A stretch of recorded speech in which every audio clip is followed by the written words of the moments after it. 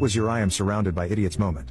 1. Not me, but my daughter, who was 17 at the time, was working at a McDonald's in a bad neighborhood. They had to constantly check the bathrooms for needles and passed out junkies. She actually found a nice Bowie knife in it one day and the manager let her keep it. So one day she steps outside for a break and finds a man lying on the sidewalk, bleeding from a stab wound, not from a Bowie knife. So she does what they were taught to do and calls for a manager, grabs some gloves and a towel and comes back outside. The manager, 30-something male, is standing outside, wringing his hands, along with several older staff members, and none of them will take the gloves. The manager is trained in first aid as part of his job, but he won't calm down. So my daughter tells one of them to go back inside and call 911.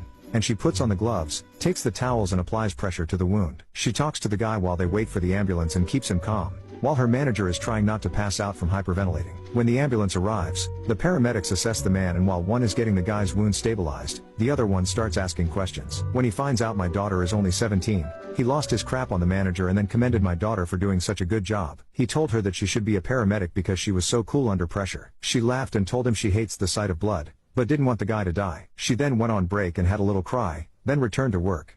2. I parked in a hospital parking lot, and when I came back to my vehicle, there was this young couple, early 20s, having a heated discussion. She wanted him to call a taxi and drive to a mall and buy a battery. He wanted to call a locksmith. The battery in their key fob was dead, and they couldn't get the door open. They were getting quite mad at each other, thinking that the other's solution was going to cost more and take longer. I asked them if I could be of assistance, and they both wanted me to explain to the other why their idea sucked. The guy suggested that maybe I could take the battery out of my fob and put it in theirs just long enough for them to open the doors. I asked to see their key fob, and he handed it to me, thinking I was going to do his suggestion. I walked to their car, put the key in the lock, and opened the door. They both were stunned, saying, "OMG, how did you do that?" They had never seen a car door open with a key. I felt really old, and just a little smug. 3. I took my 11-year-old daughter to a hockey game. She brought her Clear branded souvenir bag she had received the previous game we attended. When we got up to the line, a security guard approached us and informed us that any bags had to go through a different line. The completely clear bag was clearly empty. I made sure the guy was aware the bag was empty and completely see-through. He still directed me to another line for bags. We went to the other line and waited. When we got to the front, the security personnel informed us her bag was too big and we needed to go to another line to be x-rayed. Again, in complete disbelief, tried to reason that the bag was clear and completely empty by holding it up to my face and speaking with the person. Still, we had to go to the x-ray line. At this point I was not happy and thought I may be losing my mind. We get to the x-ray line and finally the x-ray guy looked at me like I was an alien when I told him what his coworkers had told me. I spoke with management and was told they would make sure their staff knew that clear and empty bags didn't need to be x-rayed.